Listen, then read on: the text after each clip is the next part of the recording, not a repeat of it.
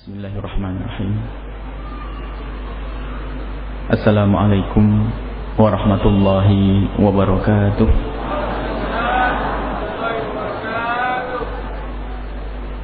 Alhamdulillah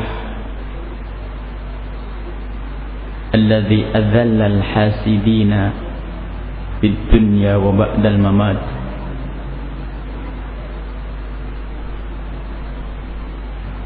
Wassalatullahi wassalamuhu ala afdali man da'a ila subulin najati wal bu'di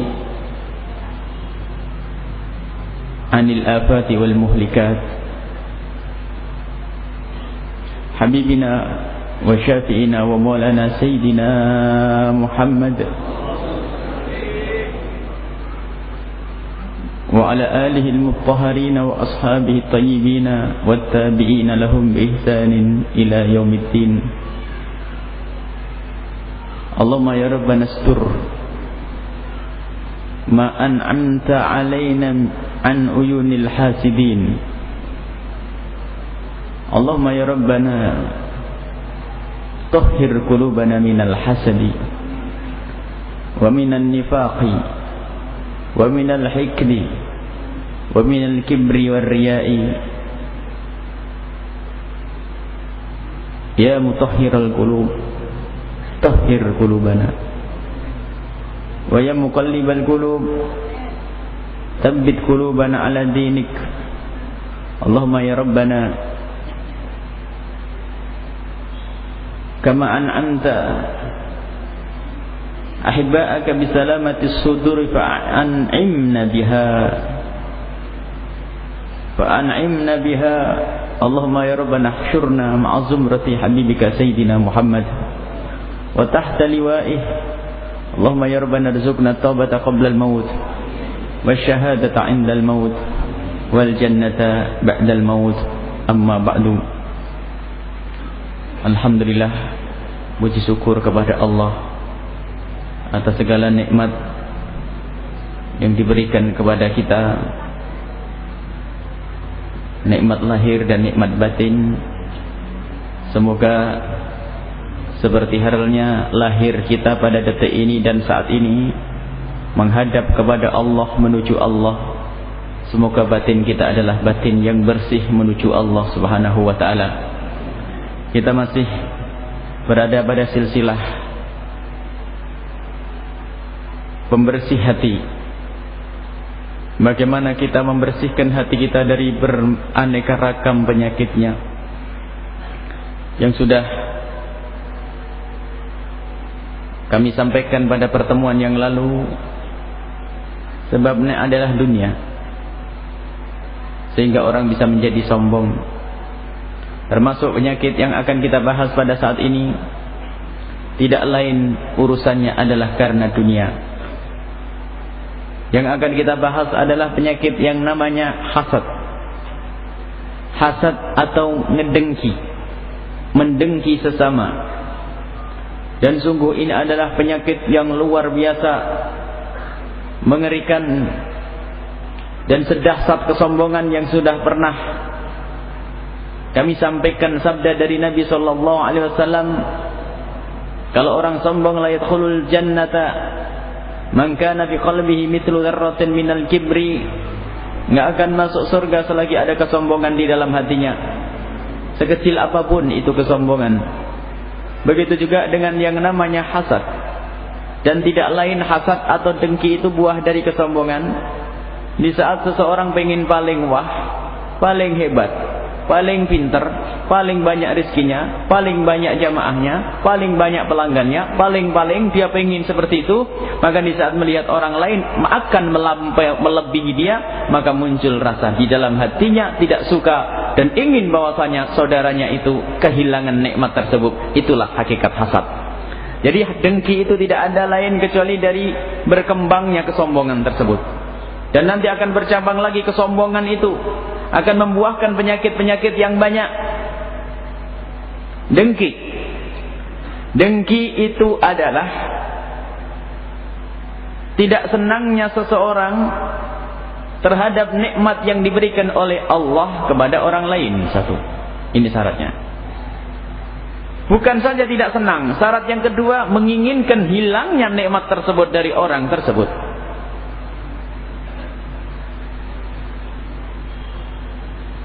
Orang-orang kafir mendengki kepada umat Islam, pengen mereka kembali kepada agama yang sesat.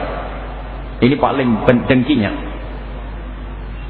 Paling tingginya tingkat kedengkian adalah pengen hilangnya iman. Iblis juga begitu. Syaitan tahu mereka itu adalah ahli neraka, maka kedengkiannya luar biasa, menginginkan hamba-hamba Allah ini masuk neraka bersama mereka. Ingin agar nikmat iman yang ada di hamba-hamba Allah ini hilang dari hati mereka, maka akan menjadi teman mereka. Jadi membenci akan nikmat yang diberikan oleh Allah kepada saudara, teman, tetangga, nikmat macam-macam. Kemudian menginginkan hilangnya nikmat tersebut.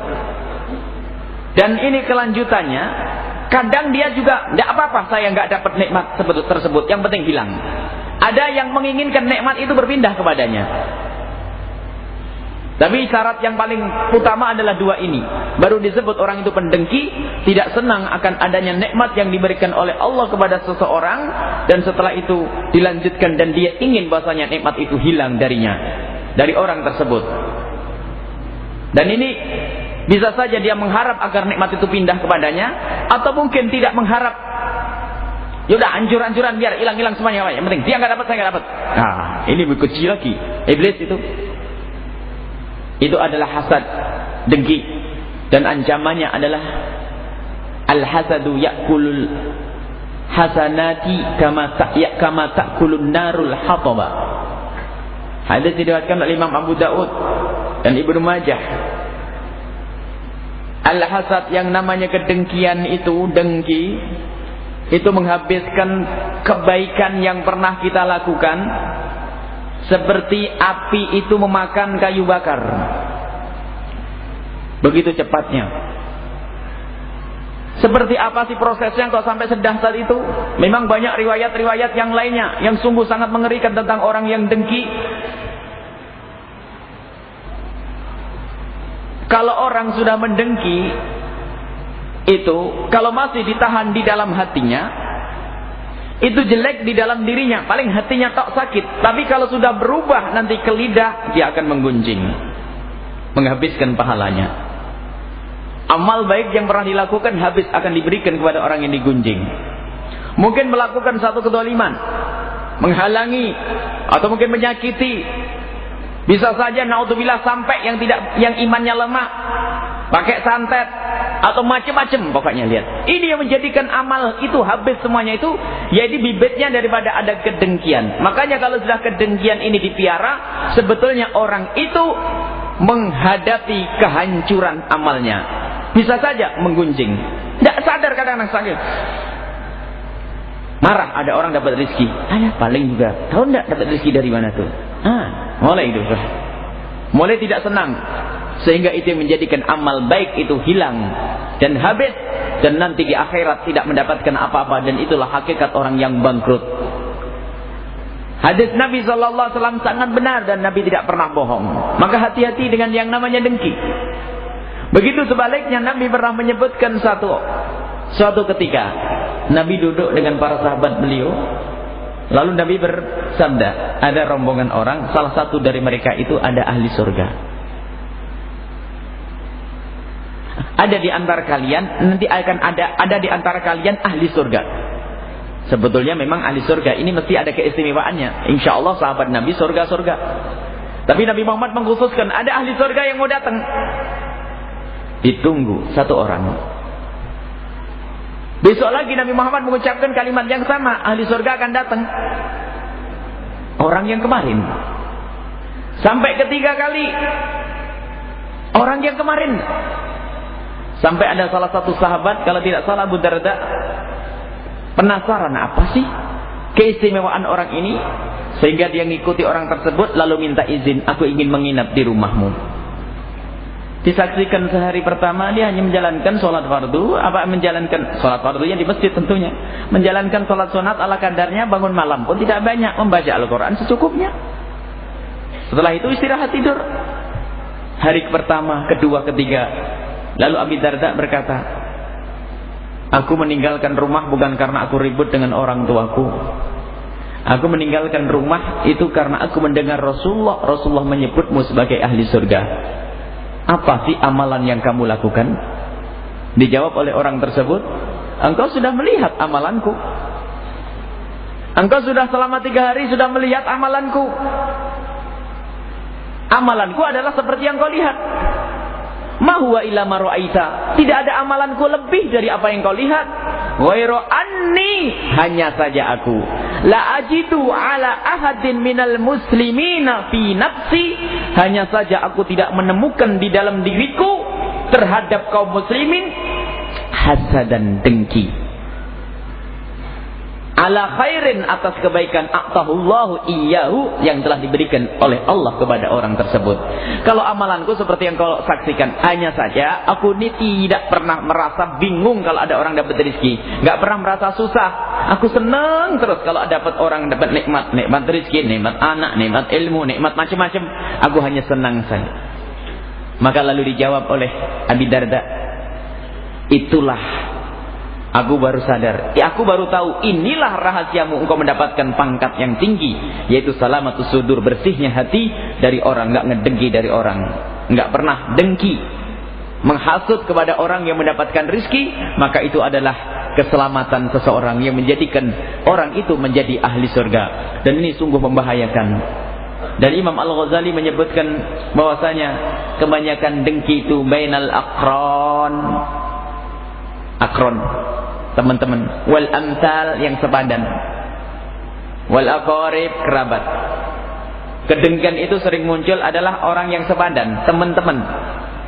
Pedagang dengan pedagang, ustaz dengan ustaz. Nih ustaz dengan ustaz yang masya Allah luar biasa. Banyak ancaman-ancaman dari Nabi Muhammad SAW. Ada disebutkan bahwasanya sittatun, ada 6 orang, yadkhulunan naro, akan qoblal hisabi bisanatin, sebelum dihisab 1 tahun, itu ada orang-orang yang masuk neraka terlebih dahulu. 6 orang, diantaranya apa? At-tujjaru bil khiyanati, seorang tujar, pedagang dengan kekhianatannya. Al-umara'u bil juri, dan para pemimpin-pemimpin dengan kecurangannya. Wal ulama'u bil hasadi, dan ustaz-ustaz dengan kedengkiannya. Aduh, ngeri ini. Di antaranya itu. Maka yang namanya dengki ini luar biasa, menjadikan orang bisa masuk neraka sebelum yang lainnya, khususnya para ustadz. Bahkan disebutkan la hasada ka hasadil ulama, tidak ada kedengkian yang paling mengerikan seperti dengkinya ustadz dengan ustadz. Umat yang hancur, umat yang akan jadi korban, umat jadi gunjing kan ngabisin pahala. Kamu tahu enggak saat itu? Kenapa? Itu tahu enggak? Harus kurang ajar tuh. Hah, masya Allah. Habis. Yang dengar habis, yang itu juga habis. Kasihan umatnya, pahalanya pas-pasan, diajak gunjing, habis. La hasada ka hasadil ulama, ustadznya habis, muridnya habis, ulama. Pedagang juga begitu, dengan pedagang. Pedagang dengan dagang. Kalau pedagang dengan ustadz mungkin bisa saling tolong menolong. Tapi kalau pedagang dengan pedagang, apalagi pedagang dengan pedagang kerabat. Teman atau tetangganya jualan di sampingnya, nggak ada masalah orang lain. Ini jual jeruk tetangganya, nggak ada masalah. Tapi giliran adiknya jualan jeruk juga, aduh malah. Kayak nggak ada lapangan kerjaan lain. Padahal mulai kemarin nggak ada masalah. Ini kedengkian itu muncul, masya Allah, mengerikan. Ingat, ilmu ini bukan untuk ngoreksi orang lain, tapi untuk ngoreksi diri kita. Kita semuanya punya akron, kita punya orang yang sepadan dengan kita. Jika Anda ustadz, Anda juga punya teman ustadz. Jika Anda pedagang, Anda juga punya teman pedagang.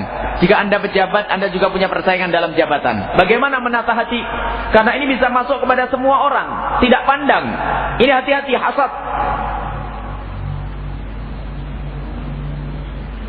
Dan orang yang punya sifat dengki itu akan sengsara di dunia dan di akhirat.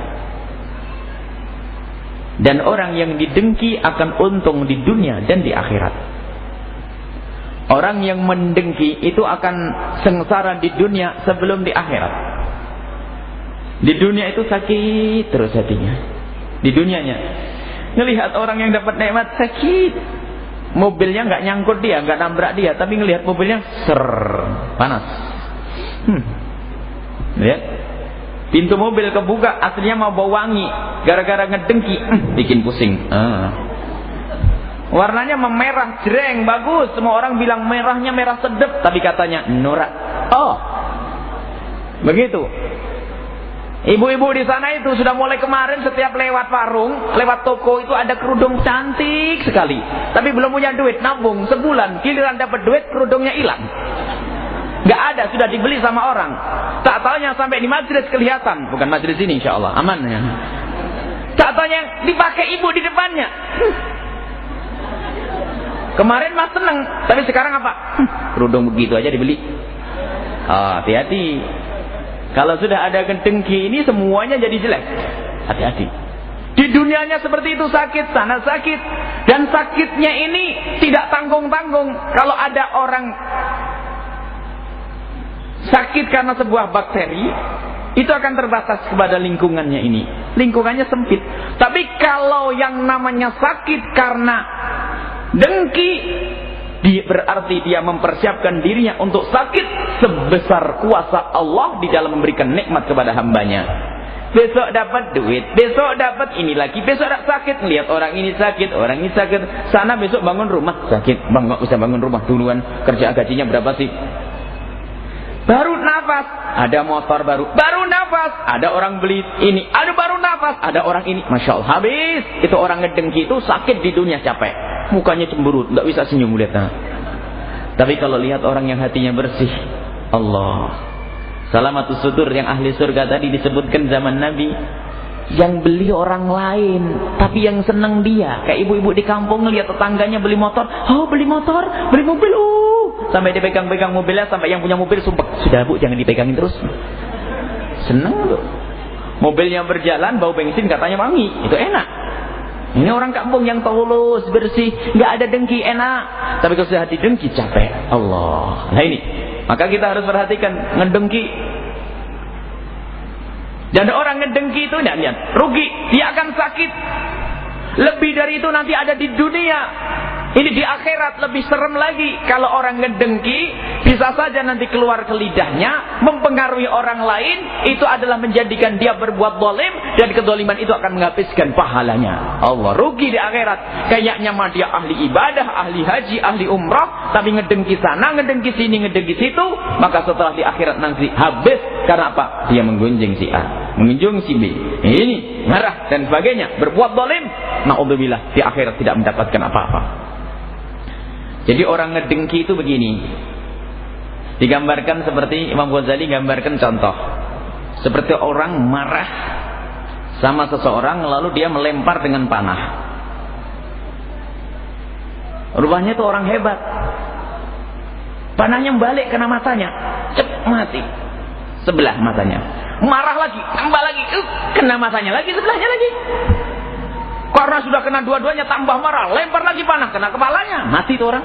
Ya begitulah orang yang ngedengki itu kelihatannya mengarahkan dendam dan amarahnya kepada orang lain, ternyata sebetulnya yang sakit dia. Nah yang dia seneng-seneng aja, yang punya mobil nyaman. Yang ngedengki tetangganya itu sampai jam 1 malam nggak bisa mobil, nggak bisa tidur mikirin mobil tetangga. Yang punya mobil sudah ngorok mulai jam 9. Nah, ini adalah urusan duit, urusan. Dan kedengkian itu urusannya dunia semuanya, nggak ada urusan akhirat. Kalau ustadz ngedengki dengan ustadz, itu pasti urusannya dunia nanti, nggak ada. Kalau orang ngedengki urusan akhirat, namanya bibtoh, itu dia menginginkan hilangnya. Kalau ada seorang alim mengamalkan ilmunya, orang kaya kok dermawan, saya pengen kayak dia, menginginkan kayak dia, tapi bukan menginginkan dia hilang, nikmatnya hilang, tapi dia pengen punya rezeki kayak dia. Itu hibtoh yang diinginkan, itu kebaikan. Akan tapi kedengkian itu, biarpun itu bahasanya agama, tapi maksudnya adalah urusan dunia. Kenapa ustadz dengan ustadz kedengki? Urusan fulus, jamaahnya banyak, parkirnya banyak, jual fotokopi gampang. Wah ini kalau sampai jamaahku diambil orang sana, wah rezeki saya kurang. Kata Habib Ali Al-Jufri, beliau menceritakan bahwa kalau masih ada kedengkian di hati seorang ustadz, nggak pantas dia menjadi seorang dai. Karena dai itu ingin menghantarkan orang kepada kebaikan, membawa orang agar baik. membawa kebaikan kepada orang. Itu hakikatnya dai. Jadi umat dibawa kepada kebaikan. Tetapi orang ngedengki ini apa? Tidak menginginkan kebaikan diterima oleh orang, kan bertentangan ini. Maka tidak pantas jadi dai. Benar masuk neraka sebelum 1 tahun dihisab. Jadi kalau ustaz ngedengki kan artinya tidak menginginkan kebaikan itu diterima oleh seseorang. Masa ustaz nerima ada orang, wah ini ada orang bakal masuk surga, jamaahnya banyak dan sebagainya. Enggak mau. Saya, berarti dia tidak menginginkan kebaikan sampai kepada orang lain, maka orang ini tidak pantas menjadi ustaz. Hati-hati, maka ini kami mulai dengan ustaz karena ini pakai atas nama ustaz supaya selamat. Ini mungkin ada ustaz yang lainnya, baru nanti pedagang, bagaimana pejabat. Masya Allah, luar biasa. Jadi di dunia akan tersiksa dengan penyakit dengki itu, masya Allah, tersiksa. Sampai kita sering membuat contoh yang sangat sederhana ya. Kedengkian seseorang, melihat apa saja sakit. Bahkan sampai anak kecil yang polos itu dibenci itu. Anaknya siapa? Anak kecil. Anak kecil memang nggak ngerti apa-apa, hatinya bersih, nggak punya dosa. Gara-gara anaknya si A itu. Mohon maaf, mungkin ustaz kendengki sama ustaz. Atau pedagang ini dengan pedagang ini. Anaknya pedagang, anak siapa itu? Pertama sih, anaknya masya Allah lucu ya. Anak siapa? Anaknya. Berubah, nggak lucu jadinya. Dengki itu. Muridnya siapa ini? Masya Allah akhlaknya baik. Muridnya siapa ini? Oh, nyebut gurunya ini, saingannya gurunya ini. Oh ya sana. Disuruh depan. Hati-hati begini. Hal-hal yang semacam ini adalah merusak hati. Rugi ilmu untuk diri sendiri. Awas jangan noleh-noleh. Bukan untuk orang lain. Yang merasa jadi ustaz, ngoreksi dirinya sebagai ustaz. Yang merasa jadi pedagang, ngoreksi dirinya sebagai pedagang. Yang biasa jualan di pasar, hati-hati itu. Kalau zaman Nabi itu indah. Kalau ada sahabat Nabi itu sudah dibeli 3 kali, kok tetangganya belum, bilang, Pak beli di sini, teman saya belum dapat nih. Hebat nih, hilang dengki, gak ada itu. Yang ada bagaimana? Sudah mau belanja ke temannya. Ini tidak ingin tetangganya dapat kebaikan. Itu adalah hati yang busuk dan kotor, dan jangan sampai ada pada kita semuanya. Nah, ini harus hati-hati antara pedagang dengan pedagang. Makanya kalau ada pedagang beli ke sini, sampai banyak Rasulullah SAW itu menghimbau, mengelarang jual beli misalnya. Kalau ada orang menawar, tidak boleh tawaran di atas tawaran orang lain. Kalau ada orang sudah menawar, tidak boleh ditawar lagi. Hukumnya haram, dosanya nyakiti orang lain karena menjimbulkan permusuhan itu.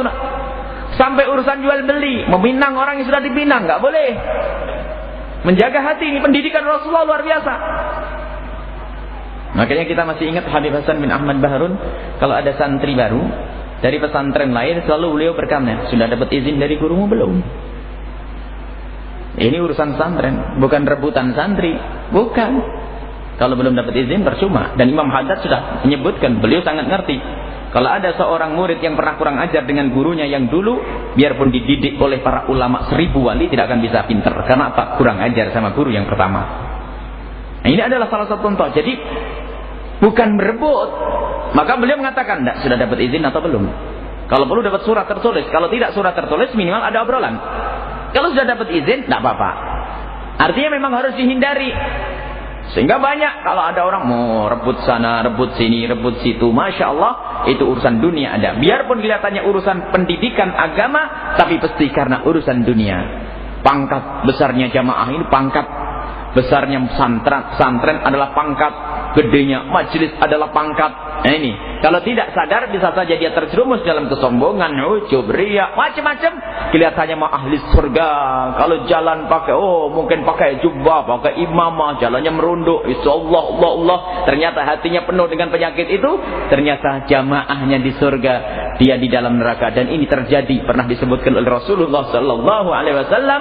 Ada orang-orang pada di surga melihat gurunya di neraka. Bingung, wahai saudaraku, bukankah dia guru kita yang ngajari kita? Kenapa di dalam neraka? Allah.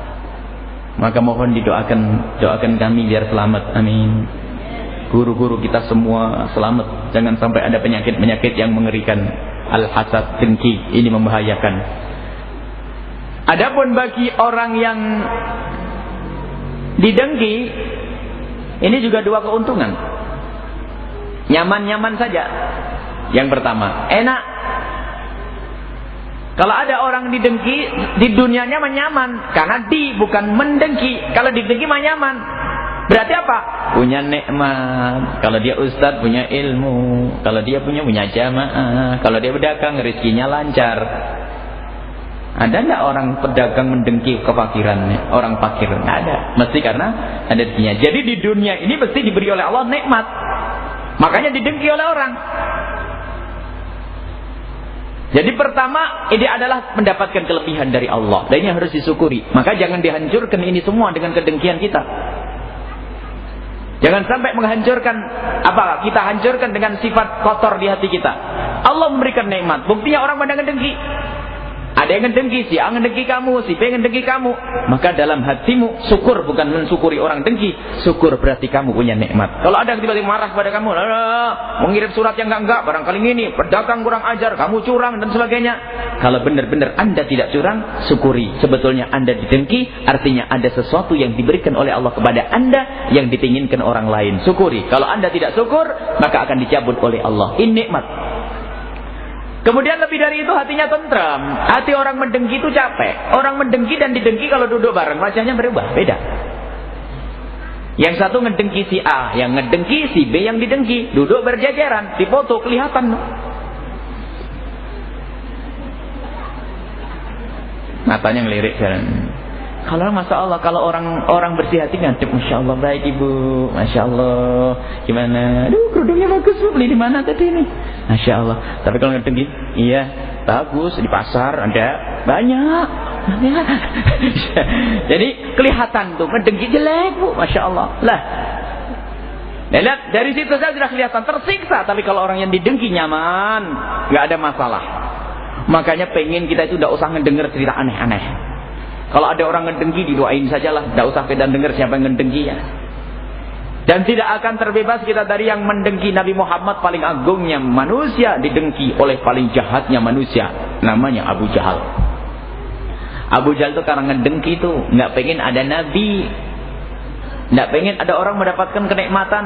Makanya ngedengki pengennya Nabi Muhammad itu hilang wahyunya. Nabi Muhammad tidak diangkat jadi Nabi. Nabi Muhammad hancur. Itu Abu Jahal. Nah itu. Dan kedengkian itu yang menjadikan orang susah menolak menerima kebenaran. Abu Jahal itu sebetulnya tahu. Kayak orang Yahudi. Orang Yahudi itu tahu Nabi Muhammad. Sifat-sifat Nabi Muhammad bahkan disebutkan dalam Al-Quran. Ya'rifunahu kama ya'rifuna abna'ahum. Orang Yahudi mengenal Nabi Muhammad di kitab suci mereka. Dengan sifat-sifat yang sangat jelas. Seperti seorang ibu mengenali anaknya, seorang bapak mengenali anaknya. Nggak ada yang salah ya. Ibu-ibu yang bawa anak kecil, kita kira-kira ada enggak dalam sejarah di At-Taqwa ini pulang salah bawa anaknya? Nggak ada. Pasti benar. Lah begitulah orang Yahudi mengenali Nabi Muhammad, sifat-sifat Nabi Muhammad sangat jelas, tidak mungkin salah. Tapi di saat Nabi Muhammad hadir, mereka susah menerima. Karena apa? Dengki. Kok ada Nabi seperti dari situ? Kok ada? Jadi nggak senang adanya Nabi Muhammad. Sama Abu Jahal pun begitu. Tidak bisa menerima biarpun tahu itu kebenaran Allah. Tahu Abu Jahal itu orang yang mempercayai Nabi Muhammad Nabi. Abu Jahal bukan orang yang nggak percaya Nabi Muhammad Nabi. Abu Jahal sangat percaya dan percaya. Sangat percaya Nabi Muhammad Nabi. Tapi ada kesombongannya. Kesombongannya menjadikan orang kesombongan, kedengkian. Sombong, cabangnya dengki. Ada dengki, nggak pengen ada orang mendapatkan kenabian. Kedengkian Abu Jahal itulah yang menjadikan dia menolak kebenaran. Karena Abu Jahal itu waktu ditanya oleh temannya, Abu Jahal ngomong-ngomong, kamu ini percaya enggak Muhammad sebagai nabi? Bingung dia jawab. Kamu ini aneh-aneh tanya. Enggak bener nih, Utbah yang tanya. Aku mau tanya, kamu ini percaya enggak kalau Muhammad itu nabi? Ya kalau urusan Muhammad itu mulai dari Muhammad lahir sampai sekarang itu aku dan juga orang-orang Arab di sini nggak pernah menemukan Muhammad bohong. Sampai orang Arab menyebut dengan gelar Al-Amin. Kata temannya, bukan masalah itu. Memang kalau masalah kejujuran Muhammad semuanya tahu. Cuman aku tanya, kamu ini percaya enggak kalau Muhammad nabi? Sambil malu-malu kucing dia. Ya, karena Muhammad memang nggak pernah bohong. Kemudian Muhammad ngaku nabi. Ya sebetulnya dia juga nggak bohong. Saya mah percaya sebetulnya. Ajib, aneh. Aneh kamu itu, percaya tapi memusuhi Muhammad.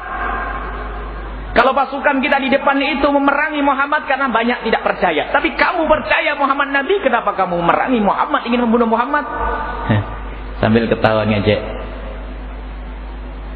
Tidak ada orang yang boleh melebihi aku di sini. Lihat kalau ada tamu dari penjuru negeri, siapa yang menerima? Kamu? Kalau ada upeti-upeti, siapa yang menerima? Kamu? Ya kan? Kebesaran Mekah siapa yang punya? Kata Abu Jahal. Dijawab oleh temannya, engkau Abu Jahal yang punya. Nah, aku tidak ingin kebesaranku ini pindah ke Muhammad. Makanya biarpun benar tetap saya tolak. Lah itulah yang namanya kedengkian. Dinasihati nggak bisa. Kalau bernasihati, dinasihati biarpun benar nasihatnya. Saya juga bisa tahu nyari sendiri. Engkau itu aja nggak tahu. Tentang ustaz. Biarpun benar kan, khilaf, ulama berbeda pendapat. Nah, nih, kedengkian. Kalau orang insaf, masya Allah, terima kasih Ustaz atas tegurannya. Biarpun sebetulnya mungkin yang salah dia. Ada orang bersemangat meluruskan dia. Ustaz, kelihatannya masalah ini yang benar begini. Oh, udah, makasih Ustaz, terima kasih. Kalau urusan fikih saja sederhana, masalah khilafiyah, mangga. Tapi karena hatinya bersih, masya Allah, terima kasih. Baru nanti kalau pengen membalikkan permasalahan, bukan mendebat di situ dengan cara yang halus. Jadi nyaman hatinya. Nah, ini yang kemuliaan, hati yang mulia. Pendengki akan selalu tersiksa di dunia dan di akhirat. Di akhirat habis pahalanya karena kedengkian, gara-gara kedengkiannya. Ulama, pedagang, masya Allah. Kemudian masya Allah urusan selop pengairan itu. Kalau sudah melihat tetangganya kuning padinya, ini kok kena wereng, pasti pakai apa-apa ini. Jangan-jangan dia masang apa namanya? Ya pokoknya dipasang apa-apa gitulah. Itu macam-macam ceritanya. Wah, ini macam-macam, dia ngasang kemarin ada bunga di sini. Kalau sudah hati jelek, semuanya jelek. Buka toko, ada kencing di depan tokonya. Kurang ajar, ini pasti tetangga yang kencing di sini. Mesti kencing apa ini? Ada maksud kencing di sini. Ya namanya pasar kan, siapa saja boleh kencing di situ kan? Gara-gara macam-macam. Pokoknya hati kotor tuh capek. Sudahlah. Kalau masya Allah ada kencing, tambah subur buat bunga, kan gitu aja. Nggak usah pusing. Jadi nyantai. Makanya harus kita latih seperti ini. Nah, kemudian kita setelah tahu begitu beratnya penyakit yang namanya dengki itu menyiksa, maka kita harus bisa mengobatinya. Karena proses pengobatan itu harus sadar kalau dia berpenyakit. Dan dia menyadari kalau penyakit itu berbahaya. Yang tidak menyadari dirinya berpenyakit, nggak mau diobati. Biarpun dikasih obat 1 truk tidak akan diminum. Atau dia tahu berpenyakit tapi penyakitnya ringan. Kalau dia berpenyakit, penyakitnya ringan pun malas berobat. Cuma jerawat kecil aja, besok kering kan gitu. Tapi kalau penyakit yang berat kayak begini, menghapus pahala, menjadikan hati tersiksa, maka harus ada obatnya. Obatnya harus ada. Dan obatnya ini diajari oleh Nabi Muhammad SAW. Nabi Muhammad juga memberikan pendidikan, membersihkan hati ini ada. Tapi harus tahu dulu ya, ini begitulah mengerikan ya. Sudah tahu bahwasanya penyakit dengki mengerikan, bahaya, menyakitkan. Semua gak jadi gak enak. Yang maunya enak jadi gak enak. Kita pernah membuat satu cerita, seorang suami istri yang lagi berduaan dengan suaminya. Suaminya itu adalah berangkat Ahad pulang Jumat ya. Perginya jauh, kerjanya di Bandung atau Jakarta, yang pulangnya hari Jumat ya. Kemudian Ahad balik lagi. Ini lagi berduaan nyantai di teras rumah, asik, pengen menikmati suasana sore, pagi, sore Sabtu itu. Jadi malam Minggu. Anak-anak pada kumpul di rumah. Anak yang paling gede membuat gorengan, yang kedua membuat teh anget. Masya Allah enak, ngobrol-ngobrol begitu. Ya itu tadi, ngelihat tetangganya beli mobil. Bang, itu mobilnya siapa bang? Nggak tahu, tanya aja di sana. Setelah ditanya, ternyata mobilnya tetangga. PNS baru bisa beli mobil. Abangnya ini sudah jadi PNS lama, nggak bisa beli mobil nih. Oh, bang, ini baru diangkat kemarin aja sudah bisa beli mobil. Ini pasti kerjanya nggak bener bang ya? Ya, mungkin aja. Wah bahaya bang. Paling juga ngeredit. Kalau mau ngeredit mah mending mah orang baik, tapi ini nggak kayaknya sih. Masih paksa itu masih. Akhirnya minumannya nggak diminum, gorengannya disiapin sama anaknya sampai dingin nggak dimakan sampai adzan maghrib. Bubar, masuk ke kamar. masuk ke rumah. Habis itu habis sholat maghrib pengen masak mie apalah, mie campur udang yang kesukaan suaminya, nasi goreng campur udang ada mie-nya atau Cirebon macam-macam kan ceritanya. Mie campur udang sama nasi goreng. Nggak tahu namanya apa? Otok-owok ya. Baik, ini yang mendengar yang dari Kalimantan bingung ya. Sama yang di Sumatera ada otok-owok, sama yang di Bali ini kan otok-owok. Baik. Masalah kesukaan nih, karena suaminya tidak dijawab, kerjanya adalah di luar Cirebon. Jadinya senang sekali, Ma jangan lupa Ma buatin nasi otok-owok. Ya Ma, ya Pak. Dibawain nasi otok-owok. Giliran mau makan, istri yang ngomong, Bang, harus dilacak Bang, dapat duit dari mana bisa beli mobil tuh. Otok-owoknya rasanya jadi nggak karu-karuan sudah. Baik. Sudah nggak, akhirnya makan sudah nggak enak. Baik, setelah itu sholat isya, makan biarin, sholat isya. Tinggal istirahat tidur, tinggal gelar selimut. Masih ingat lagi, wah bahaya Bang kalau kampung kita ada orang koruptor, bahaya. Sampai jam 1 nggak bisa tidur. Mikirin mobilnya tetangga, itulah orang sakit yang namanya sakit dengki. Itu lewat kemana-mana capek, masuk gang capek, duduk di sini capek, sana capek. Nih lihat, bener-bener capek, mau duduk di majelis capek. Ceritanya habis kursinya, habis tempat duduk.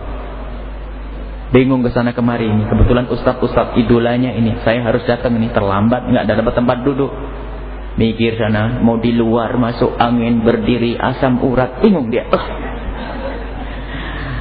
Bagaimana caranya? Oh, alhamdulillah ada tempat kosong di depan. Masya Allah, ngelompat langsung jalan ke tempat yang kosong.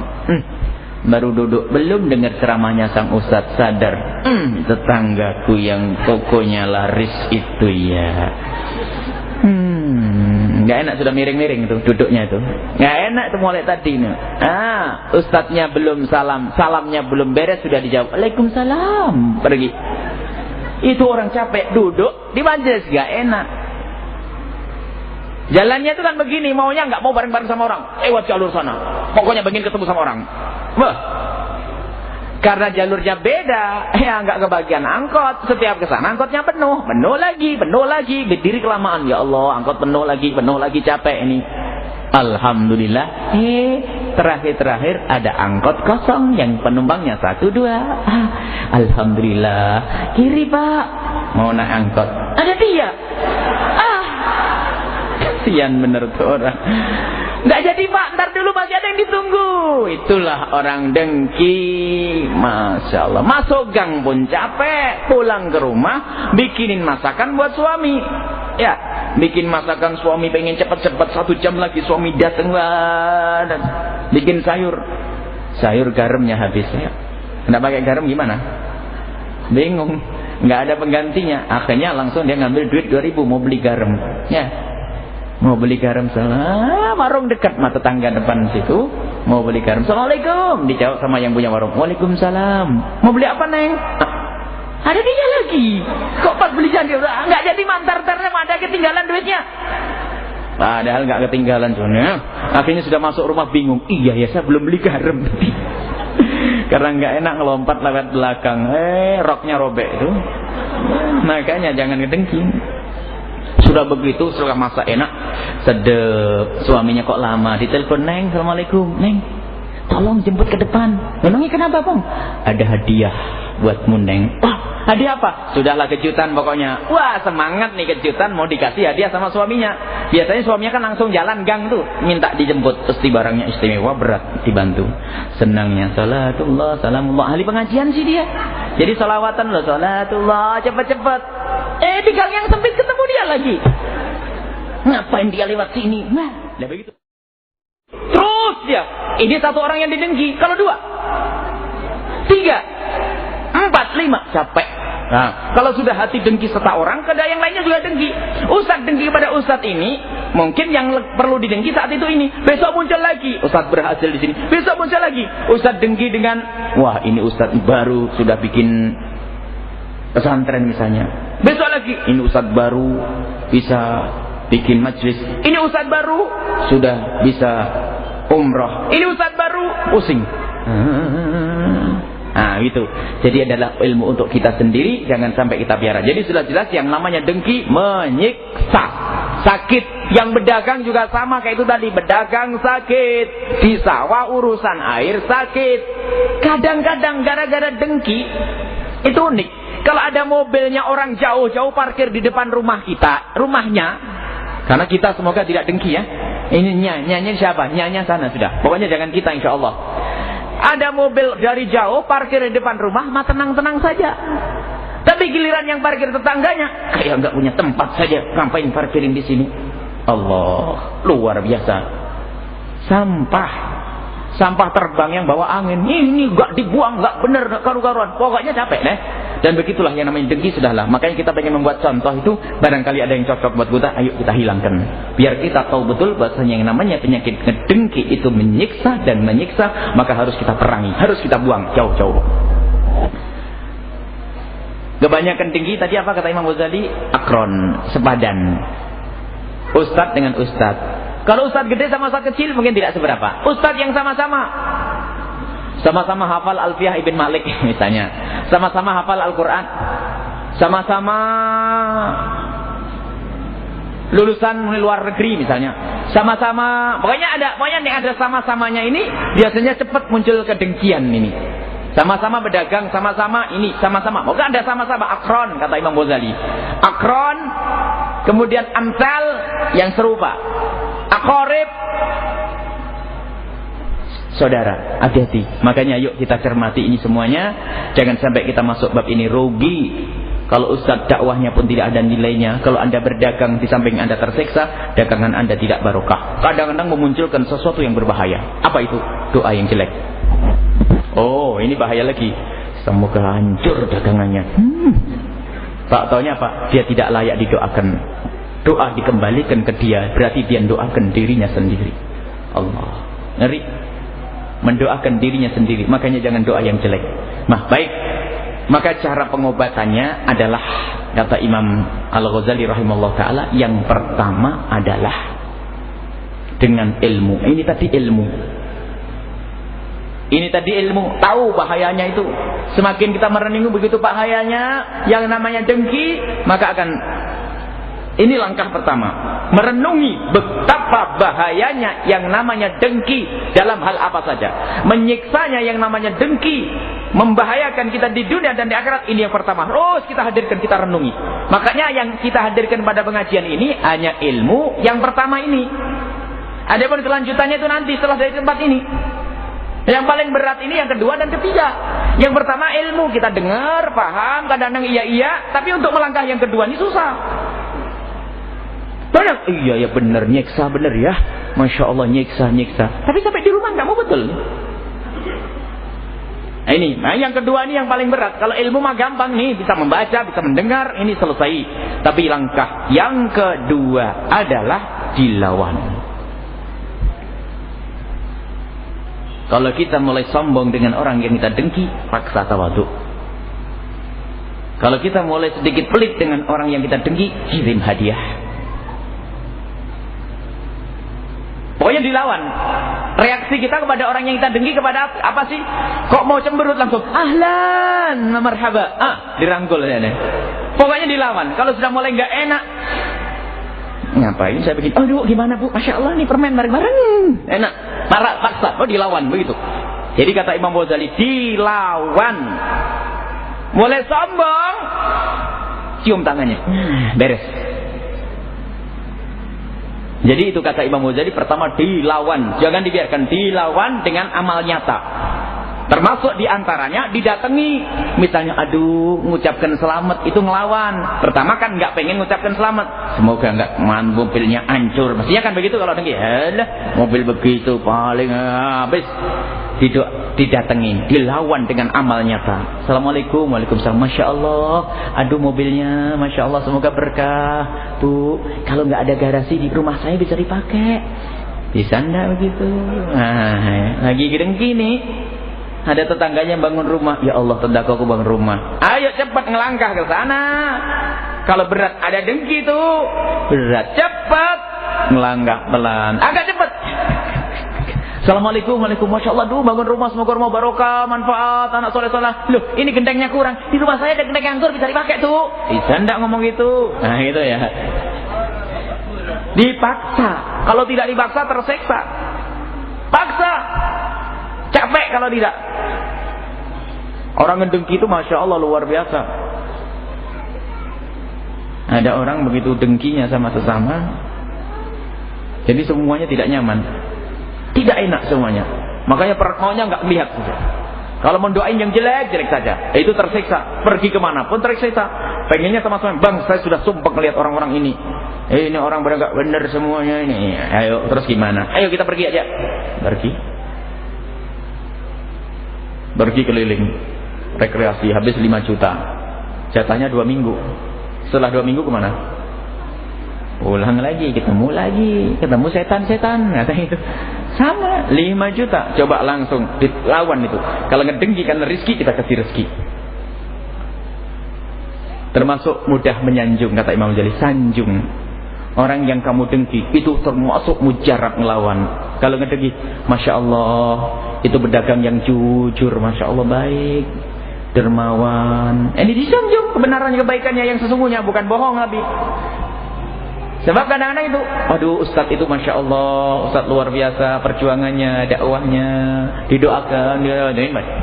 Jadi menyanjung ini termasuk menghilangkan kedengkian di hati. Memuji, biar gak ada. Sebab kalau orang ngedengki gak mau menyuci. Sebab kalau ngedengki biarpun baik mesti ada, biarpun begitu tapi ada gitunya. Halah, biarpun hebat ceramahnya tapi lulusan lokal, saya mah luar negeri. Itu ustadznya. Ustadz yang punya pondok ngedengki sama yang gak punya pondok. Yang punya pondok, halah, biarpun ceramahnya enak tapi gak punya pondok. Yang ceramahnya enak kepada yang punya pondok, halah, biarpun pondoknya banyak tapi gak bisa ceramah. Kalau ceramah kan manfaatnya lebih gede. Ada aja pokoknya. Pedagang juga begitu, ada saja. Pokoknya ini contoh saja bahwa kalau sudah orang ada dengki selalu begitu. Nggak bisa menyebut kebaikan orang yang didengki, maunya seperti jelek. Dan ketahuilah, pertama kali makhluk Allah yang dimurkai oleh Allah adalah juga kedengkian iblis. Dan juga salah satu putra Sayyidina Adam alaihissalam melakukan ini. Manusia pertama kali yang melakukan dosa adalah juga karena dengki, yaitu kisah Qabil Habil. Dengki. Naudzubillah. Dan dengki ini adalah juga yang ada pada iblis, pada orang-orang kafir dan juga orang Yahudi, dan termasuk musuh Nabi Muhammad yang paling dasar adalah Abu Jahal. Maka kalau orang menyiar dengki sebetulnya dia telah dasar ingin digiring bersama Abu Jahal. Gitu.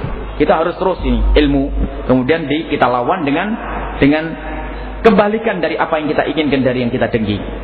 Kalau kita ingin menghancurkan dia, tambah, bantu. Kalau kita ingin membicarakan kejelekannya, sebut kebaikannya. Kemudian yang ketiga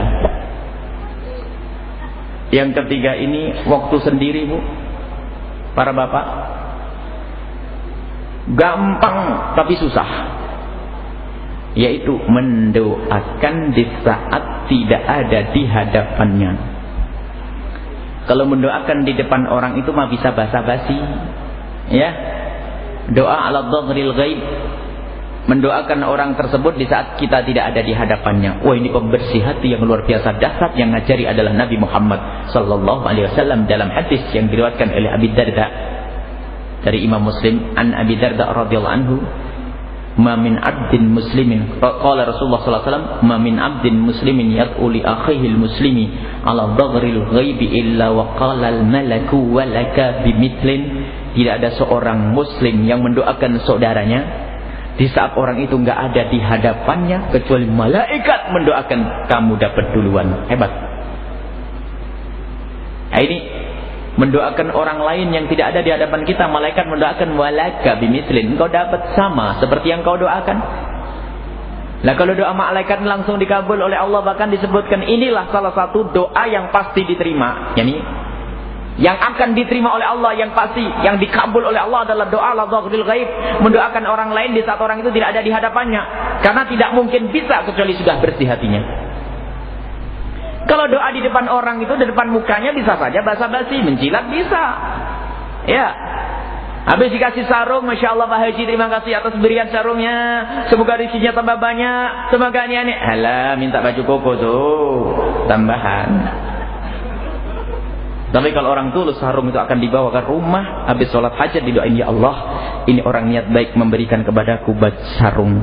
Ya Allah, jadikanlah ini amal yang benar-benar Engkau terima ya Allah, dan jadikan sebab keluarganya baik. Nah, ini hebat. Doakan orang itu di saat orang itu tidak ada di hadapannya. Tapi setelah itu gak usah telepon. Kalau telepon bubar. Tadi malam saya doain loh ya, itu bubar. Ya usah. Jadi benar-benar dirahasiakan antara dia dengan Allah saja. Ketahuilah yang dapat duluan adalah dia, bukan orang yang didoakan. Walaka bimithlin, engkau mendapatkan yang sama. Ini termasuk yang pernah kami hadirkan dalam sebab pengkabulan doa. Ini adalah termasuk doa yang sering dilupakan oleh orang. Kalau seandainya orang memegang doa ini saja, yang lain sudah pada dilupakan. Enaknya untuk dikabul doa itu. Nggak usah pakai syarat-syarat yang ruwet. Ini paling gampang, doain orang lain. Walaka bimithlin, tapi ini paling berat. Selama ini kita kalau doa untuk kita sendiri, ya Allah, berikan kepadaku rezeki yang banyak ya Allah. Tetangga gimana? Ntar dulu tetangga, yang penting saya kaya dulu ya Allah. Ada lintasan di hati, tapi ditepes. Ya Allah, jadikan anakku anak yang soleh, baik, berbakti. Ada lintasan, anak tetangga gimana? Nanti dulu, yang penting anakku dulu. Ya begitu. Padahal kalau ada orang mendoakan anaknya tetangga sampai dia lupa mendoakan anaknya sendiri, ketahuilah yang baik adalah anaknya dia sendiri sebelum anaknya tetangga. Ini yang sering dilupakan. Dan ini pembersih hati. Makanya jangan ragu-ragu mendoakan orang lain. Dan mendoakan baik, jangan mendoakan jelek. Kalau mendoakan jelek ini rugi. Mendoakan jelek ini rugi. Kalau seandainya bapak ini, para ibu diberi doa yang makbul, lalu lagi marah sama orang, doanya makbul.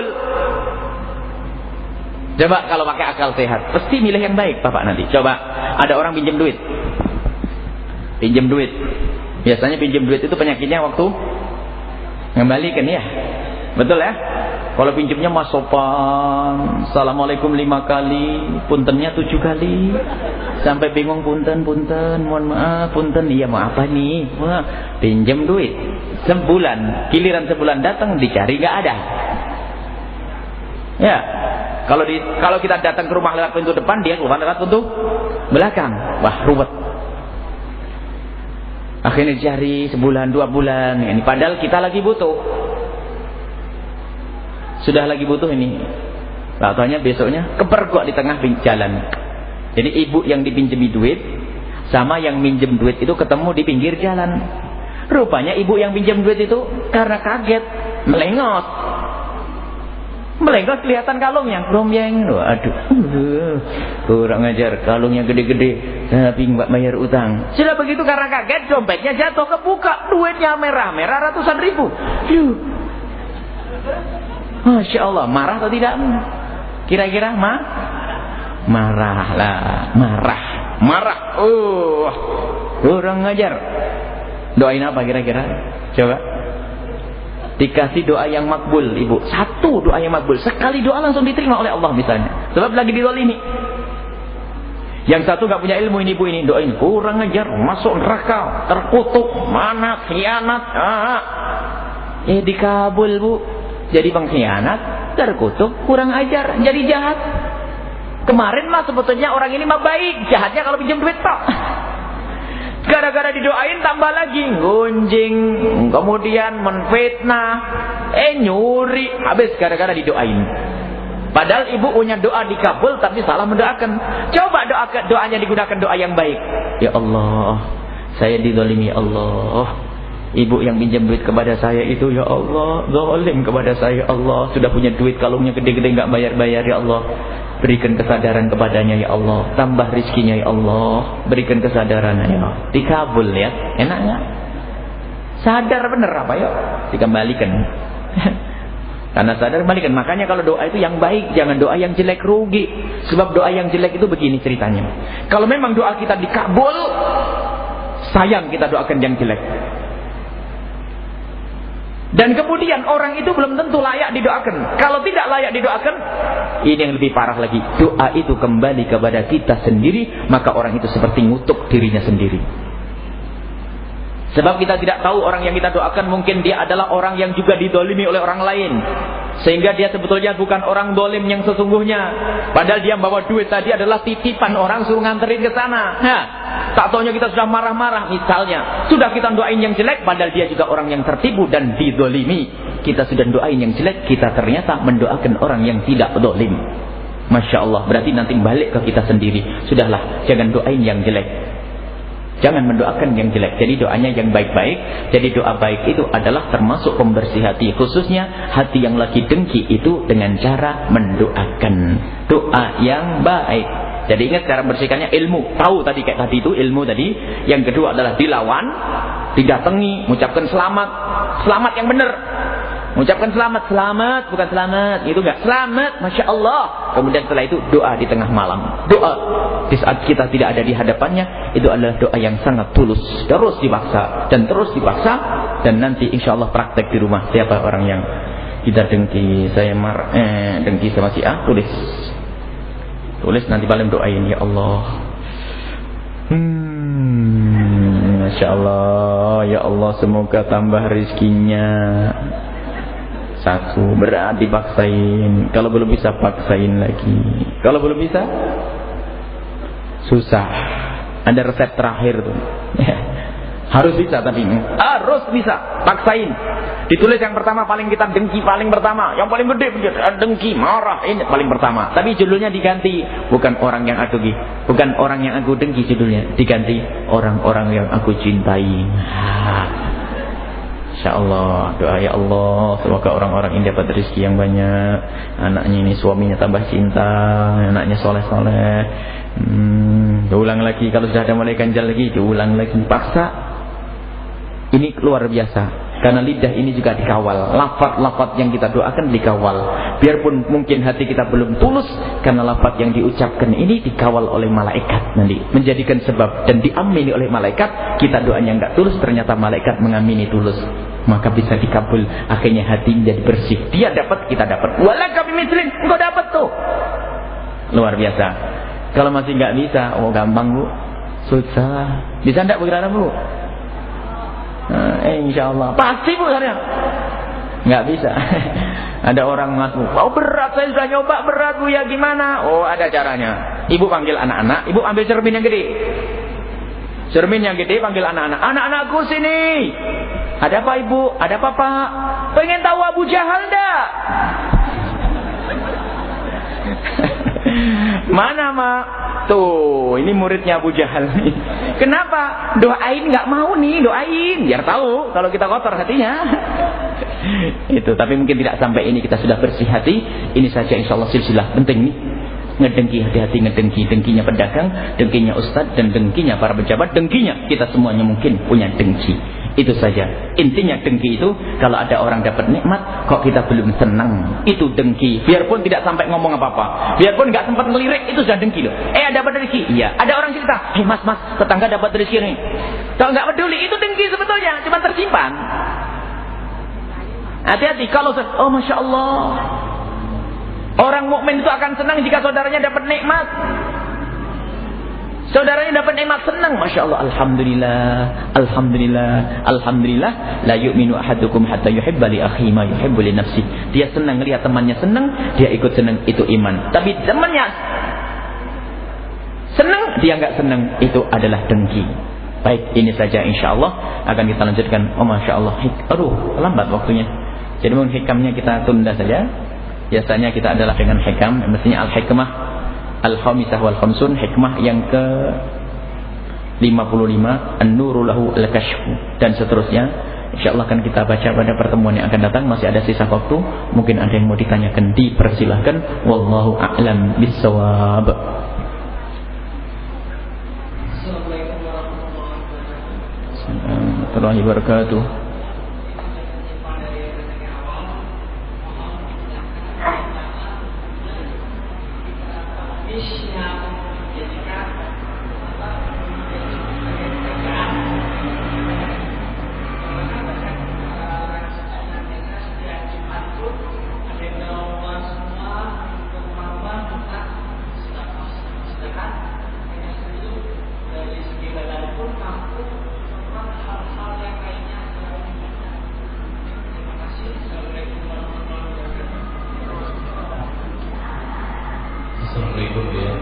Salam.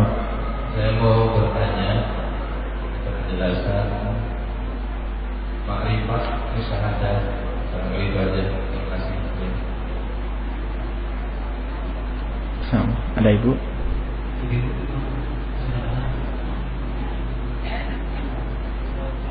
Belakang. Masuk.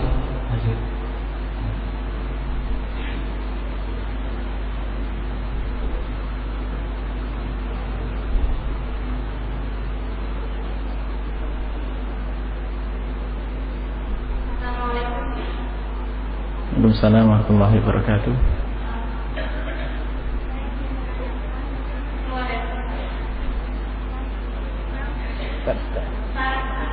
Pohon yang dekat. Tentang sorikot gitu. Nah, saya menanyakan apakah sorikot itu bisa diketahui oleh semua orang atau sorikot itu hanya diketahui bagi orang-orang yang sudah baiat pada saat tersebut. Terima kasih. Baik, bismillahirrahmanirrahim. Pengemis yang sudah menjadi pekerjaan, artinya dia cukup kok dia mengemis. Hukumnya jelas. Orang yang punya lalu meminta itu haram. Biarpun meminta dikasih, meminta itu haram. Dan hukumannya ini termasuk dosa gede sampai digambarkan. Imam Ibnu Hajar Al-Haytami menyebutkan itu termasuk dosa gede. Sehingga nanti di akhirat dibangkitkan mukanya itu bolong-bolong, tidak berdaging, hina karena dia adalah jadi peminta-minta. Dan ini bajunya macam-macam. Jadi kalau sudah berbicara pengemis, jangan hanya kita arahkan kepada orang yang di pinggir jalan pakai baju robek-robek. Ustadz begini bisa ya? Aji, cincinnya bagus Aji, buat saya itu Aji. Aji gimana nih saya mau nah hati-hati. Jadi pengemis itu macam-macam. Bisa ustadz dengan gelar ustadznya, hati-hati. Intinya apa? Mengambil dari tangannya orang sementara dia sendiri adalah cukup, sudah ada. Itu adalah peminta-minta dan itu adalah hina dan hukumnya adalah haram. Tapi kalau meminta wajar, meminta itu loh yang jadikan yang kayak pengemis itu. Biarpun bahasanya macam-macam, pengemis itu adalah haram. Tapi orang meminta dalam keadaan wajar, saya butuh minta atau dengan saudara, dengan bapak, saya butuh ini loh, saya sudah punya sih, cuman saya butuh ini gimana? Boleh, kalau meminta karena butuh. Tapi kalau sudah cukup tak ada minta, itu adalah hina dan itu adalah termasuk dosa besar. Meminta padahal, karena apa? Pagi berbohong, di rumah punya apa? Katanya dia berperan sebagai orang melarat, naudzubillah. Itu adalah kasihan, itu adalah hina. Ini sebetulnya dia kayak berdoa, ya Allah jadikan saya dan anak keturunan saya jadi orang melarat, kan gitu ya sebetulnya. Dan tidak akan bahagia orang yang semacam itu, tidak akan senang hidupnya dengan minta-minta dan tidak bisa besar orang begitu, karena kemana-mana meminta dan itu penyakit. Ditolong susah. Jiwa meminta-minta itu ditolong susah. Nggak bisa karena merasa enak dengan meminta, dapat duit selesai. Tidak bisa besar orang begini. Ditolong pun susah. Macam-macam. Pernah ada suatu ketika, ini cerita dan ini cerita nyata.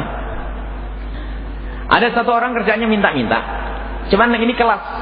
Cara mintanya adalah bukan di pinggir jalan. Jadi ke ustadz begitu. Jadi pakai baju putih yang bagus ke ustadz. Sehingga kalau sudah ketemu ustadz ini nanti minta, saya butuh begini ustadz, dikasih namanya ustadz. Kalau ustadz ngasihnya bukan 100 rupiah mungkin kalau masuk ke rumahnya, mungkin 5.000, 10.000 atau bisa lebih. Lalu minta kenal lagi ustadz punya teman di mana? Oh ya saya punya teman di sini. Rupanya dihafal itu. Dikunjungi temannya. Saya kemarin kunjung ke rumahnya ustadz ini cerita kayak ini. Di situ minta lagi. Dan begitu terusnya kerjaannya semacam itu. Nah ini ada cerita. Didatangi oleh satu ustadz, didatangi orang-orang itu, orang semacam ini. Kemudian saat itu ceritanya minta obat. Minta uang, mau berobat. Yang berobat itu bibinya sakit harus dibawa ke Bandung. Harus dibawa ke satu tempat, dia harus operasi atau apa ini. Sakitnya itu sakitnya sakit kelainan jiwa. Sakit kayak ya kelainan jiwa. Akhirnya oleh sang ustadz ini dinasihati, bawa saja ke ustadz sana, dia juga bisa memahami tentang seperti itu, psikolog, dia bisa memahami tentang kejiwaan dan juga didoain. Datang ke sana, oh ya ustadz mana? Ustadz ini, akhirnya dikasih alamat. Datang ke ustaz tersebut bukan minta doa, bukan minta diobati, minta duit malahan. Tapi ini belum terungkap. Suatu ketika setelah beberapa minggu atau bulan, ustaz dengan ustaz ini cerita, "Ustaz, kemarin ada orang namanya ini kesini ya." "Oh iya." "Minta obat kan?" "Minta diobati." "Oh enggak, minta duit." "Oh, enggak bener nih." Tak taunya betul setelah berapa bulan kemudian datang ke ustaz yang pertama tadi. Oleh ustaz yang pertama ketemu, ini dia orangnya tak cari-cari ini. Lama tidak datang. "Waduh, kapan kamu lama tidak datang, Gina?" "Ya, saya ini." "Gimana, sudah sembuh?" "Alhamdulillah, tinggal sedikit lagi, Masya Allah." "Baik." "Terus mau apa?" "Saya mau butuh untuk menyempurnakan pengobatan, jadi minta ini." Awas, tunggu. Kamu ingat tidak ke ustaz sana? Minta obat atau minta duit?" "Minta duit." Nah, itu nggak benar. Seharusnya minta obat di sana langsung sembuh. Awas, jangan bohong. Mau saya kasih ijazah langsung kaya. Ijazah langsung kaya. Semangat. Iya. Ijazah langsung kaya. Mau enggak? Mau. Apa ijazahnya? Katanya dia. "Apa ijazahnya biar dapat kaya?" "Ijazahnya satu, jangan minta-minta." Bener, pokoknya jangan minta-minta. Akhirnya pulang oleh ustaz dikasih. Makanya ustaz itu kalau marah jangan marah-marah tok. Biasa ngasih duit ya. Kalau anda kalau mau nasihati orang jangan nasihati tok. Kasih duit, kasih modal doa. Pulang dikasih duit. Akhirnya sampai beberapa hari tidak ketahuan. Jangan minta-minta. Alhamdulillah suatu hari datang. Datang itu cerita, "Alhamdulillah saya sudah bisa mandiri. Saya sudah punya usaha jualan apa kerupuk, payek, apa gitu ya." Oh, kata ustaz ini, "Alhamdulillah, Masya Allah kalau sudah begitu. Senang saya." Terakhir, "Tapi ustaz, modal saya kurang." Oh, penyakitnya sih. Memang tidak bisa gitu. Diobati susah. Kalau dikasih begitu, ini penyakit.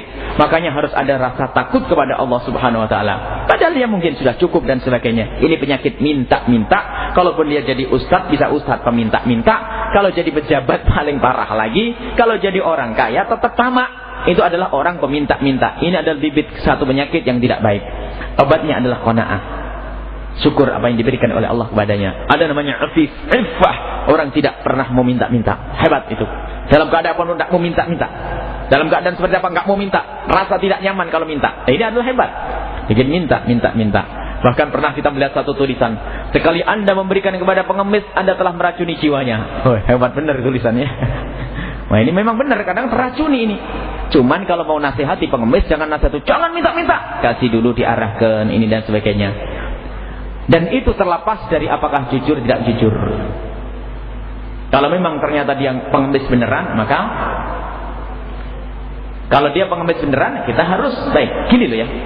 Kalau ada orang datang kepada kita atas nama peminta-minta, sudahlah kasih. Kalaupun dia bohong, dia kaya, Anda dapat pahala. Anda jangan suudon, "Kamu ini orang kaya ya." Nggak usah tanya begitu. Ya sudah, kalau datang tidak punya atas nama pengemis, kasih. Kalau dia bohong, kembali ke dia. Kalau dia memang betul-betul fakir, kita dapat pahala. Jangan gara-gara pengajian tidak mau ngasih sama fakir miskin. Tidak, setiap orang datang ngetuk pintu rumah Anda kasih. Biarpun dia sebetulnya orang kaya, kasih. Kalau dia atas nama pengemis, Anda dapat pahala. Kita ingat salah satu guru kita, awas hati-hati jangan ditolak. Kecuali memang kamu tidak pernah bawa duit. Selagi kamu punya duit, kasih. Jangan punya prasangka. Sekarang kan ada grup, ada bosnya ya, ada nyebar vaksin. Itu terlepas daripada pengetahuan kita. Kalau memang benar semacam itu tugasnya pemerintah yang harus menyelamatkan masyarakat yang mendidik. Tapi kalau kita ada orang fakir datang kepada kita minta, sebaik-baik orang yang diminta dan dia punya adalah yang memberi. Jangan sudon. Kalaupun dia orang kaya raya, Anda mendapatkan pahala. Ini jangan sampai gara-gara ini nanti wah tidak mau ngasih, nanti dia orang kaya. Bukan itu. Ini adalah masalah meminta-minta. Jadi mengemis, meminta-minta sementara dia cukup adalah hukumnya haram, dan itu adalah kehinaan di dunia dan di akhirat. Kemudian masalah ini tidak ada, hampir semua pertanyaannya tidak ada sangkut pautnya dengan pembersih hati. Barangkali memang harus dipraktekkan dulu ya. Nanti bisa ada pertanyaan. Kalau nanti insya Allah semuanya bisa menjalankan apa yang kami sampaikan. Lebih khusus adalah kami sendiri bisa menjalankan masalah penyakit hati, pembersih hati yang kami sampaikan. Kemudian masalah ma'rifah dan musyahadah itu istilah ya. Kalau bahasa Arab, ma'rifah itu adalah tahu secara lughat, secara bahasa. Musyahadah itu menyaksikan secara bahasa. Tapi kalau sudah masuk di dalam dunia tasawuf, ini ada maknanya tersendiri. Ma'rifah itu adalah yang kenal Allah. Makanya orangnya al-arif billah, kenal Allah. Jadi kalau orang kenal Allah, dia susah untuk bermaksiat, maka itu wali. Maka ahli ma'rifat itu waliullah. Waliullah itu ya ahli ma'rifat. Bahasa al-arif billah, yang kenal Allah. Kenal Allah yang bakal menyiksanya, makanya dia jarang berdosa. Kenal Allah yang bakal memberi pahala, makanya dia rajin ibadah. Kenal Allah tapi masih maksiat, maksiatnya banyak. Itu adalah enggak benar. Memang para wali adalah manusia, dia bermaksiat, iya, tapi setelah maksiat cepat kembali kepada Allah karena dia kenal Allah. Jadi al-arif billah, waliullah ini adalah orang yang kenal Allah, yang rindu beribadah kepada Allah, takut melakukan kemaksiatan. Bukan yang tidak bermaksiat, tidak. Yang tidak bermaksiat hanya Nabi. Waliullah bermaksiat, melakukan kesalahan, hanya di saat dia terjerumus segera kembali kepada Allah Subhanahu wa taala dan dijaga oleh Allah dari dosa gede, atau terus menerus dalam dosa kecil. Waliullah itu dijaga. Kama annal anbiya ma'sumun fal auliya mahfudun. Para nabi maksum, kalau waliullah itu dijaga. Jal al-arif billah atau ahli ma'rifah itu adalah waliullah itu. Ya, ahli ma'rifat. Musyahadah itu kurang lebih sebetulnya. Jadi orang sudah makom musyahadah. Musyahadah itu adalah ya sama sebetulnya, ini hanya istilah saja. Makanya sebetulnya di dalam dunia tarbiyah ini kita justru harus menghindari istilah-istilah yang kadang bikin pusing. Nanti kadang bedakan mahabbah lebih tinggi dari iman, maknanya pusing orang. Apa sih? Jangan sampai, bahkan ada sebagian guru paling senang kalau ngomong muridnya nggak paham semuanya. Katanya apa? Omongannya tinggi, hebat. Muridnya nggak paham semuanya. Ngomong yang tinggi, ma'rifat, musyahadah, nanti masalawat. Hebat. Hebat. Kenapa kok hebat? Nggak ada yang paham semuanya. Padahal ini bisa diterjemahkan dengan bahasa sederhana. Kenal Allah, takutlah kepada Allah, takut maksiat. Selesai. Cuman dalam dunia tasawuf memang itu adalah dunia pembahasan khusus. Tasawuf adalah dunia pembersih hati, ilmu pembersih hati tasawuf. Musyahadah itu artinya apa? Dalam maknanya begini, tidak pernah melihat sesuatu kecuali menyambungkan dia kepada Allah. Kalau dia melihat gunung, subhanallah, yang menciptakan gunung. Melihat sesuatu Allah, yang dilihat musyahadah. Jadi yang dilihat Allah. Melihat istrinya, ini adalah amanat dari Allah. Aku harus kasih sayang kepadanya. Lihat suami, ini juga perintah dari Allah, aku hormat kepadanya. Lihat anak, ini amanat dari Allah. Lihat duit, ini amanat. Bekerja, ini amanat dari Allah, aku akan mengambil yang haram. Karena yang dilihat Allah, musyahadah. Jadi makom musyahadah itu adalah makom tinggi. Di dalam hadis Jibril itu adalah makom ihsan. Makom ihsan, anta'budallaha ka'annaka tarahu fa illam takun tarahu fa innahu yarak.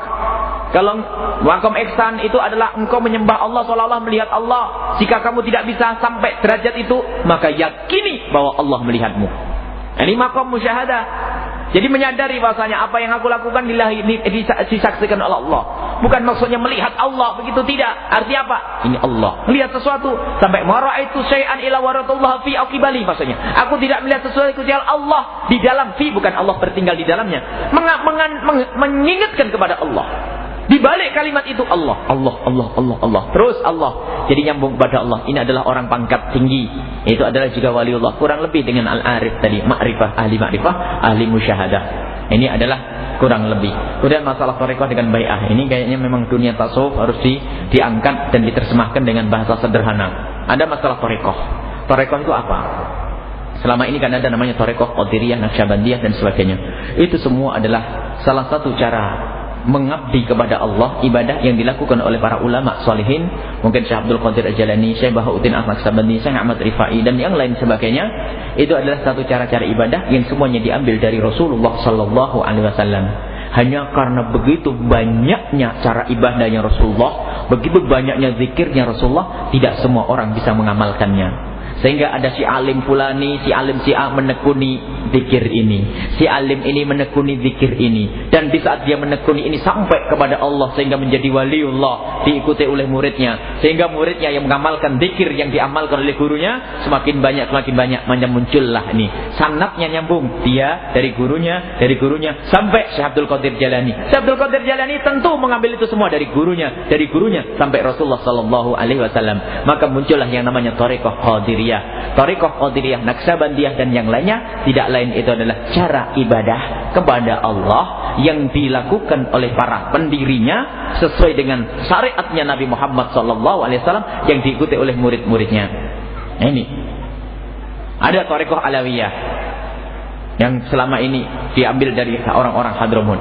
Alawiyah ini, Thariqah Alawiyah itu adalah lebih sederhana. Tidak harus bayatan yang ini, sederhana, yang penting ambil sanad selesai. Dan biasanya Thariqah Alawiyah nanti ditekankan untuk lebih banyak menuntut ilmu.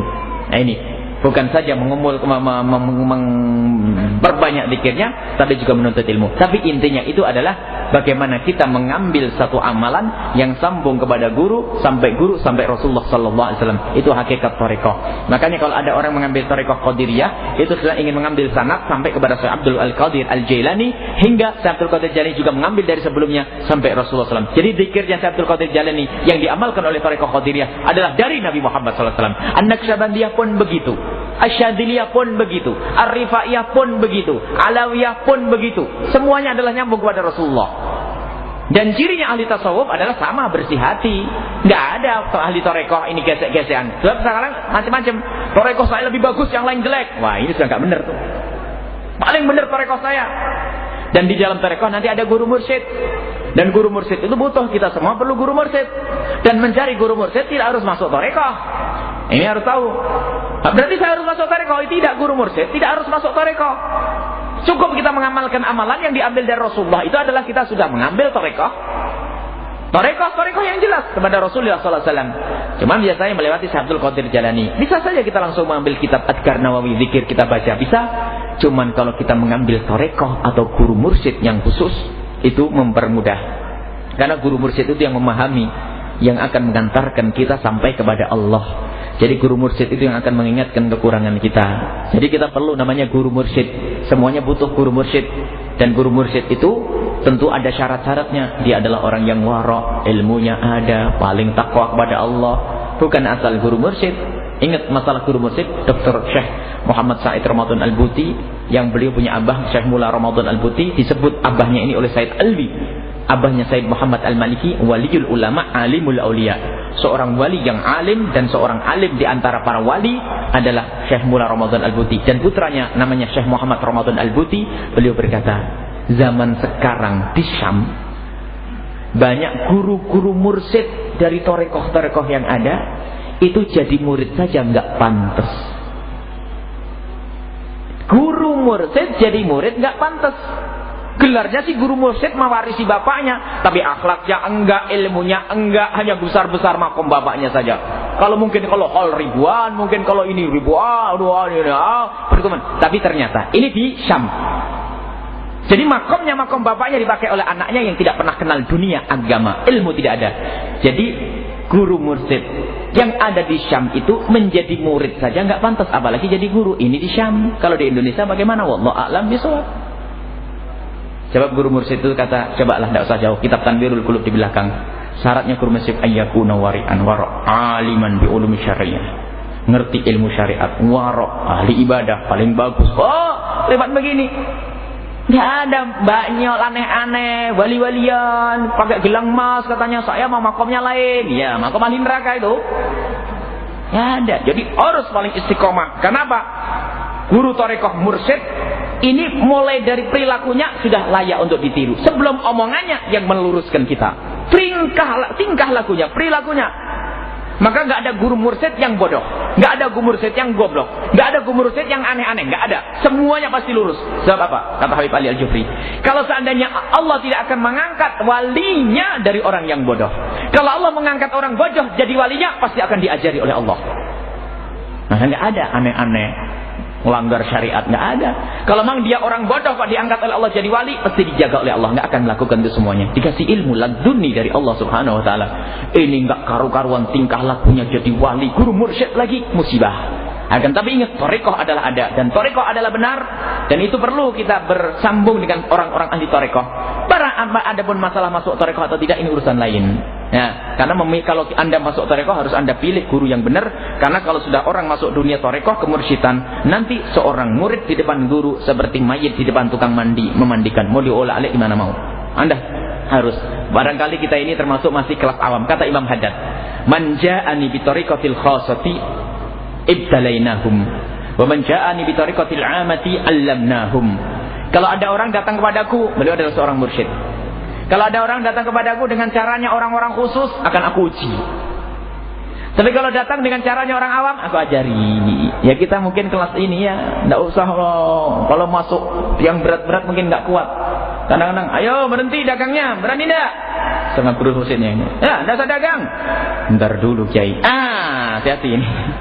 Jadi memang perlu ya kita berguru itu penting. Biarpun tidak masuk thariqah, Anda harus tahu guru mursyid. Termasuk dalam pembahasan yang pertama, masalah silsilah pembersih hati. Kalau pengen orang tahu, pengen tahu kekurangannya, yang pertama cari guru. Guru itu yang, dan kita ikrar di depan guru, tolong guru bolak-balik saya seperti digoreng itu.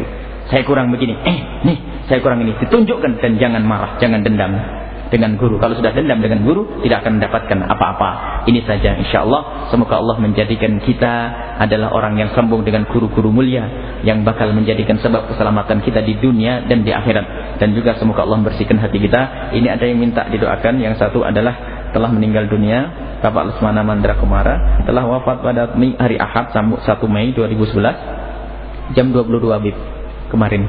Semoga Allah mengampuni dosa-dosanya dan mengangkat derajatnya, memberikan kenikmatan di alam barzah, membangkitkannya nanti dalam keadaan yang baik dan memasukkan ke surga Allah. Dan semoga yang ditinggal diberi kesabaran dan diberi oleh Allah kemudahan, dan semoga kematian beliau ini menjadikan sebab kemuliaan putra-putranya. Dan juga semoga Allah mengampuni orang yang telah meninggal dunia dari keluarga kita, orang-orang tua kita. Dan semoga Allah memberikan kepada kita umur panjang dalam ketaatan serta sehat dan afiat, dan memberikan kepada kita husnul khatimah, dan menjadikan anak keturunan kita anak keturunan yang bakal dicintai Rasulullah sallallahu alaihi wasallam. Al-Fatihah.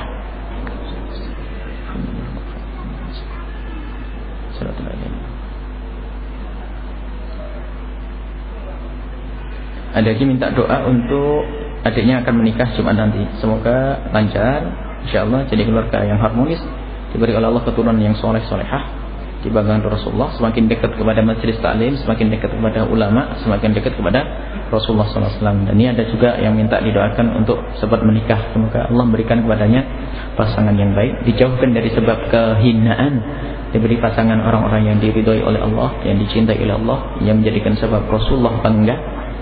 Dan semoga dimudahkan dan dipercepat, dan semoga Allah Subhanahu wa taala menjadikan itu sebab kedekatannya kepada Allah Subhanahu wa taala.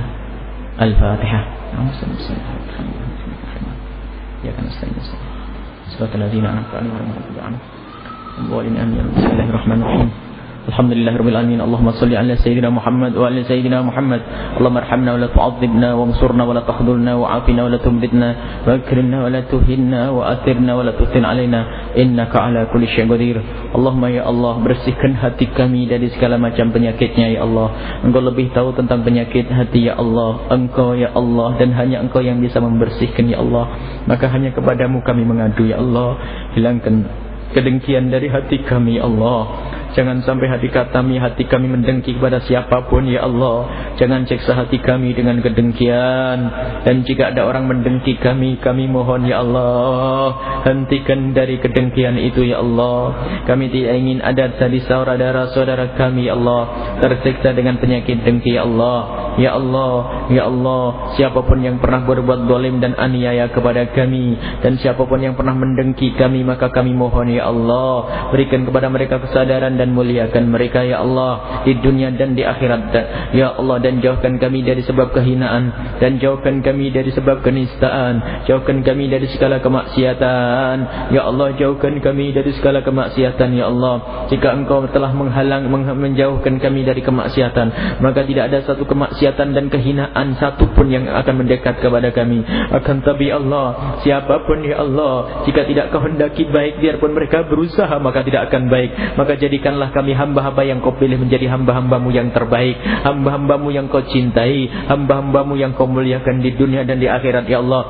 Ya Allah, setiap kami bekerja, setiap hari kami bekerja, setiap hari kami beribadah, setiap hari kami punya aktivitas ya Allah. Jadikan pekerjaan kami, ibadah kami adalah sebab keridhaan-Mu ya Allah. Jangan sampai kami melakukan ibadah menghantarkan kepada kemurkaan-Mu, karena hati kami kotor dengan ibadah kami. Dan jangan sampai pekerjaan kami menjadikan Kau murka kepada kami, karena pekerjaan yang kami jalani adalah sesuatu yang Kau haramkan. Maka kami mohon ya Allah, mudahkan kepada kepada kami untuk mendapatkan yang halal, rezeki yang halal yang menghantarkan kepada keridhaan dan kemuliaan ya Allah di dunia dan di akhirat. Ya Allah, ya Allah, siapapun yang saat ini susah di dalam mencari rezeki ya Allah, hanya kedarimu lah rezeki ya Allah, maka mudahkanlah untuk mereka dan berikan rezeki mereka berkah ya Allah, berkah ya Allah, kecukupan ya Allah. Yang punya hutang mudahkanlah mereka di dalam membayar hutang mereka ya Allah. Ya Allah, yang pernah mendengki bersihkan dari kedengkiannya ya Allah.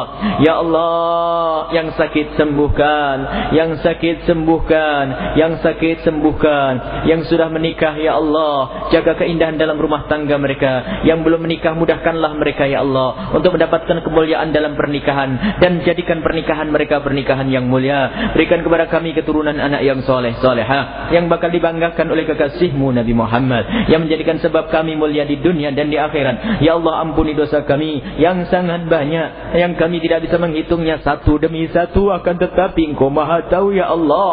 Dosa kami ya Allah, dosa lahir kami ya Allah, mata kami, telinga kami, tangan kami, anggota tubuh kami pernah kami gunakan untuk maksiat, maka kami mohon ampun ya Allah. Ampuni semuanya ya Allah. Dan hati kami ya Allah, hanya Engkau yang tahu kekotoran hati kami. Sesaat datang kedengkian, sesaat datang riya, sesaat datang kesombongan, sesaat datang dendam ya Allah, itu semua penghancur pahala-pahala yang akan kami harap ya Allah. Maka kami mohon, jauhkan kami dari segala macam penyakit itu, dan ampuni dosa kami, ampuni dosa batin kami, dan ampuni dosa zahir kami ya Allah. Panjangkan umur kami dalam ketaatan serta sehat walafiat, dan di saat Engkau hendak mencabut nyawa kami kelak ya Allah, cabutlah nyawa kami saat hati kami bersih ya Allah.